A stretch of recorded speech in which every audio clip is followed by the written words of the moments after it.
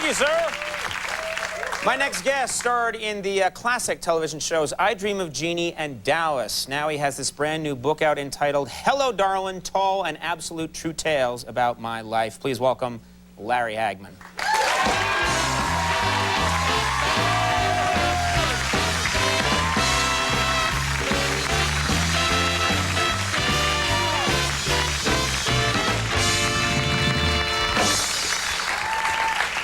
Thrilled to have you on the show. Thank you. I'm a big TV junkie, and you dominated television for so long. I did, yes. I think the correct response is, oh, no, Conan, please. No, you're quite right. You are correct. J.R. Ewing, one of the most famous TV characters in the history of the medium, probably the meanest as well. People must have responded. Did anybody ever confuse you with the character of J.R. Ewing and think, that's a bad guy? Well, my wife and I were having lunch at the Mansion Hotel, and I saw out of the corner of my eye this old lady is eyeing me, and I knew she was going to come over for an autograph, so forth. So she got on her walker, and she slowly came over, and she took her handbag, and she says, "You rascal, you!" And she hit me upside the head with it, knocked me off the chair. And she said, "Oh, I'm sorry, I never carry this handbag except today at lunch. And my husband gave me my .38 pro-handle gun, and I have it in." And she hit me with a 4-pound gun in there. You know, you probably had more luck with your character from I Dream of Jeannie. Oh, yeah. Tony Nelson. Yeah. I mean, that people like that guy. Although you didn't like the show as much as people did. No, Is that right? I loved the show. I was just having a little trouble with scripts at the beginning. We had like 4 basic scripts, and we'd come on and do the 4, and then I was asking for a little more. A little variety, so you weren't always just going, Jeannie! Yeah, well, I did that for 5 years. Yeah. It seemed to work. Pretty much, you have to do that 15 times in every episode. Jeannie! You do that very well. Well, I never got the part. Just as well, too.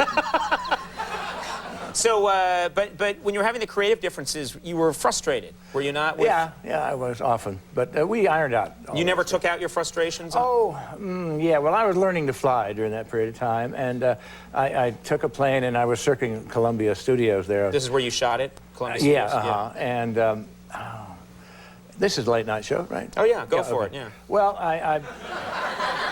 I tried to piss out the window all over the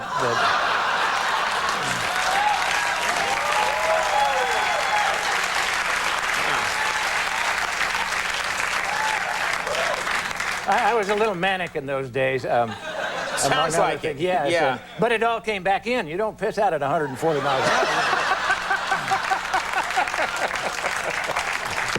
Well, I certainly hope you're happy with this show after you leave. It remains to be seen. Hey, it's Larry Hagman. Whoa!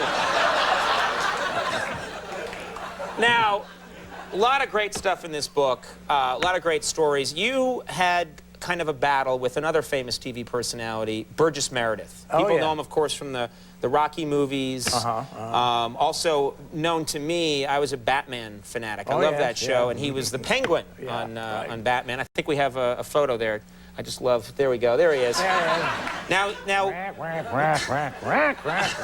I understand that you lived next to Burgess Meredith in Malibu. And you guys didn't get along, is that right? Well, he had been an old friend. He had directed me in my second Broadway show, and we were friends for 40 years. And I made the mistake of getting him the house to live next door to me. And he called my wife Rent-A-Wife, because she would come over and build jacuzzis for him and do lunch and dinners for him and so forth.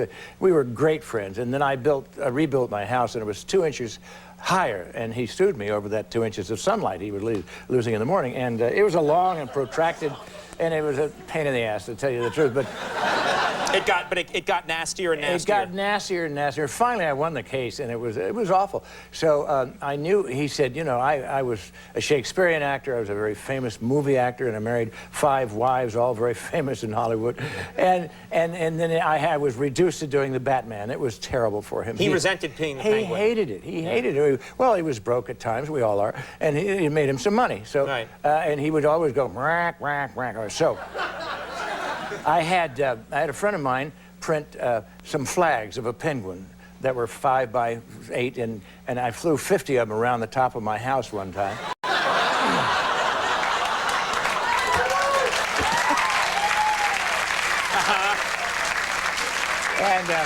And I played a loop tape of him going, "Brak, brak, brak." How loud did you play that tape? Oh, loud, Yeah. loud. And he was having a party for 200 people, and I could overlook, and I sat up there all day. And I said, all the people I knew, but I wasn't invited because we were afraid, you know. And my wife made me stop because she thought he was going to have a heart attack or something. I love that you're playing his tape, and he was probably mad going, He was, exactly. Let's take it back to each exactly other. what it was doing, yeah. But we got back together again. We were friends when he died. Now, there... What a sad and unnecessary twist to the story. Now, I'm curious just because I so identify with people as their TV characters. Who do you think Larry Hagman is? Are you the I Dream of Jeannie? Are you Tony Nelson from I Dream of Jeannie? Or are you J.R. Ewing from... Yes. Which one are you? Yes. You're both. Well, yes, I was a bumbling idiot who wouldn't go to bed with this wonderful woman who was trying to get me in bed for 4 years. She's living in your house. Yeah, right. Incredible knockout. You're single. Me in the sack all the time. And I said, no, my career, you know, for some reason. Astronauts can't have sex. That's right. And that was one of the reasons I was complaining about the script.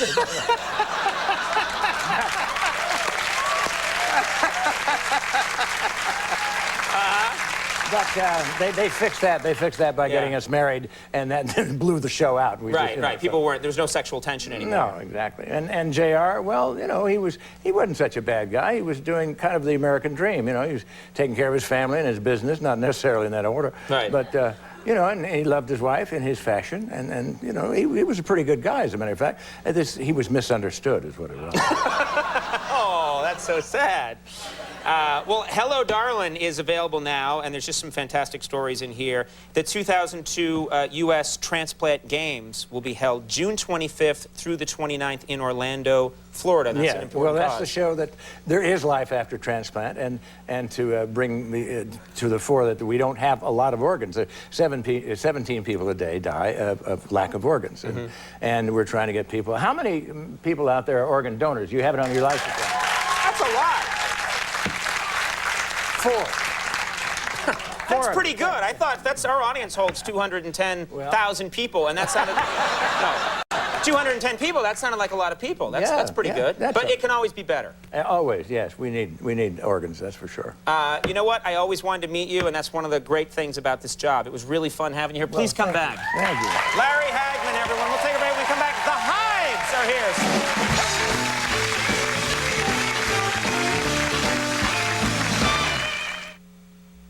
So, Jeff, Susie's told us a lot about you, but she didn't tell us what you do. Oh, Coors Light. Is that good money? I made $20 last week, but I made $1 million today. This summer, Coors Light and Coors Original are giving away cash. Lots of cash. Thousands of winners. There's also $1 million up for grabs each day, every day. Look for the specially marked packs of Coors Light or Coors Original for your shot at the cash. You know, if it doesn't work out with Susie, she's got a sister. Sweet. I'm squeezed in the middle. Smack dab in the middle. Squeeze. 2 Chips Ahoy cookies, tasty cream in between. Mmm, amazing. New Chips Ahoy Cream Witches.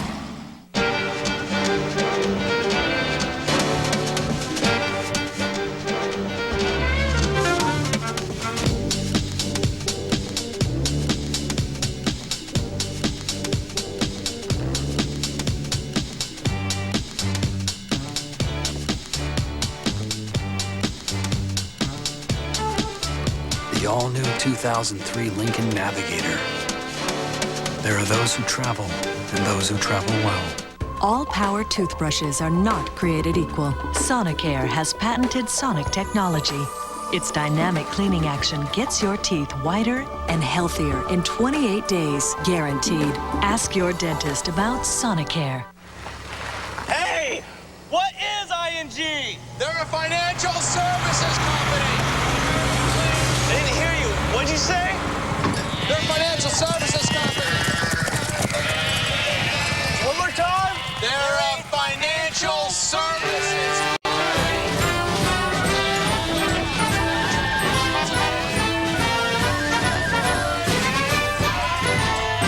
Financial services from ING. Tonight on Last Call, eating crawfish with Spy TV's Allie Landry. Carson, good job! I don't even do that. Carson after Conan on NBC. This is too much work. It's never been easier to buy a car or truck. Good evening, Metroplex. Tile Park at Trophy Nissan. Now through this Saturday, over 300 bank repos, lease returns, and trade-ins. Must go. Just make us an offer. Looking for a sport utility, maybe a crew cab or Jeep Grand Cherokee? Remember, $39. You just take over the payments, like this 2001 Xterra for $229 a month. And don't prejudge your credit. We've set aside $3 million in finance approvals just for this event. But it all ends Saturday only at 635 in Galloway. Trophy, trophy, trophy Nissan. He's your one and only dad. He was there when you needed him. There was nothing he couldn't do. He taught you how to ride a bike, how to hit a ball, how to drive a car.